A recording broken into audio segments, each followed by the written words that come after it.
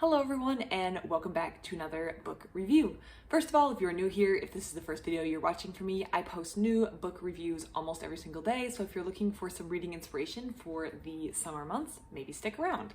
Now let's talk about today's book, and that is Volume 12 in the viewer recommended series, Kaguya-sama Love is War. So this is what the front cover looks like, this blue-green background, and we're going to dive into my thoughts and feelings about Volume 12.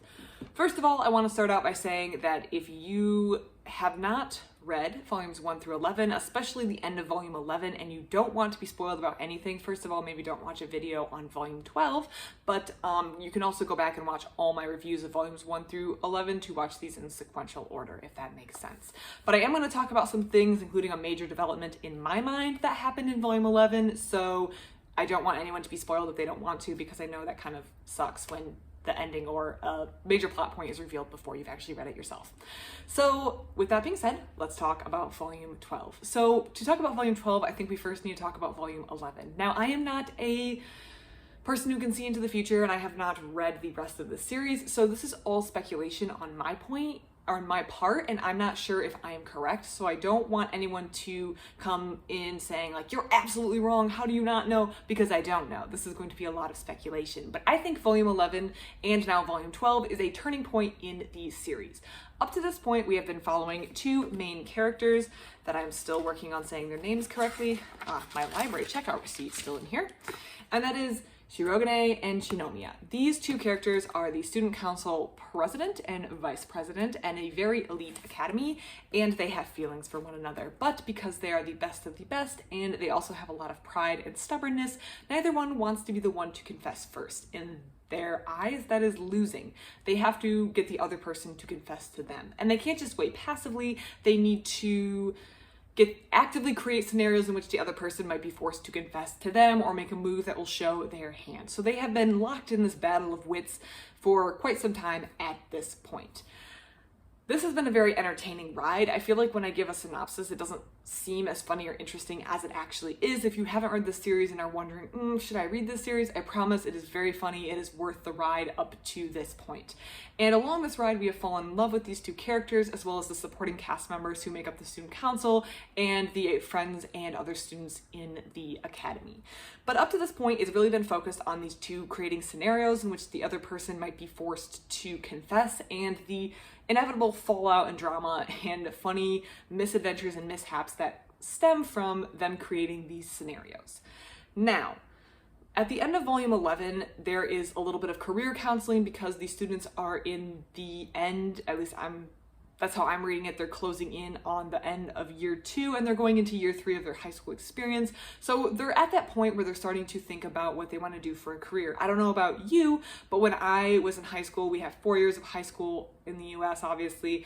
But when we were in our junior year, so our second to last year, so their equivalent of second year, we had to start thinking about what we wanted to do with our future. Did we want to go into a trade? Did we want to go to college? Do we want to just start working right after school? Do we want to take a little bit of time off to think about it? And that's what they're doing at the end of Volume 11. And Shirogane comes out with a very big revelation. He wants to study abroad at an American university.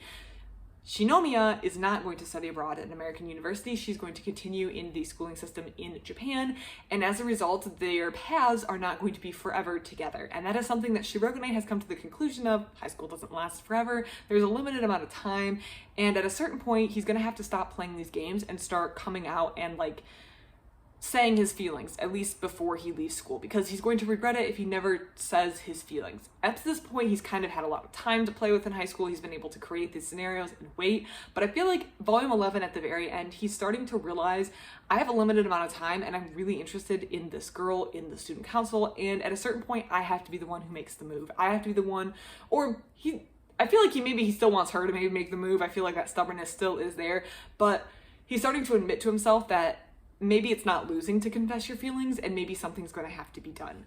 So in Volume 12, there's a little bit of a tone shift because I feel like the focus is going less away from the scenarios, or at least one of our individuals who is usually in the scenario creation shenanigans is now moving to be a little bit more direct about their feelings. Not totally open about their feelings. Volume 12 does not start with Shirogane going to Shinomiya's house and just confessing his love, because that can't happen. There's still a lot of funny scenarios that happen, but Shirogane is starting to be a little bit more transparent and open about his feelings. Now, Shirogane being transparent and open about his feelings doesn't necessarily always go as planned. These two students have been at odds with each other in this battle of wits that they're both kind of aware the other person is also engaging in, and as a result, when Shirogane just starts being open, it throws Shinomiya off balance. She has no idea how to respond when he's just like, hey, do you want to go check out this cultural festival together? Which is a very date-like activity. She's like, has a smooth move and she responds, and then she's like, wait, what just happened? Did I just get asked out on a date? And she had already like rejected it by default because she was in this mode where they needed to be in this competition. And as a result, things are not going exactly as planned for Shirogane either. So Shirogane has opened up a little bit more about his feelings, and in volume 12, Shinomiya starts opening up a little bit more too. But not to Shirogane. I feel like she's not ready to show that weakness yet.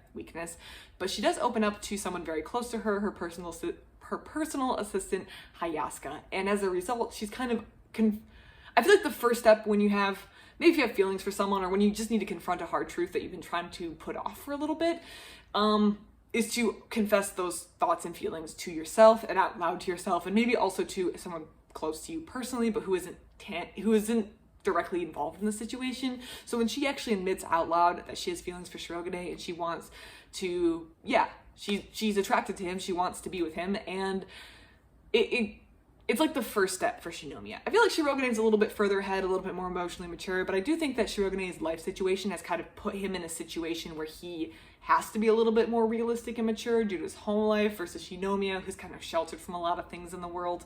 But that being aside, I feel like volume 12, which felt like a natural continuation of maybe the second half of volume 11, is definitely going to focus more on these two individuals maybe trying to start moving towards each other instead of being opponents all the time against each other. Don't get me wrong, volume 12 is still really, really funny. I had a great time reading volume 12. It still had the laugh out loud moments. We still had the shenanigans, the situations that people get put in, but the focus is starting to narrow in on these two individuals maybe trying to slowly work their way towards this joint conclusion that they have feelings for each other, and maybe they should try, I don't know, dating, or at least going on a date to see if they're going to work out together. I am so excited for the continuation of this series. Unfortunately, I don't know if volume 13 is currently available. I'm gonna have to figure out where I can get volume 13, but I'm going to get my hands on it because I'm so excited to read this series, and I just want to see what happens next in this series. I am so excited. If you have any thoughts on volume 12, on the series up to this point, any other manga series you think I should read, put it in the comments below. I'd love to hear it. Otherwise, thank you so much for watching, and I hope you have a great rest of your day.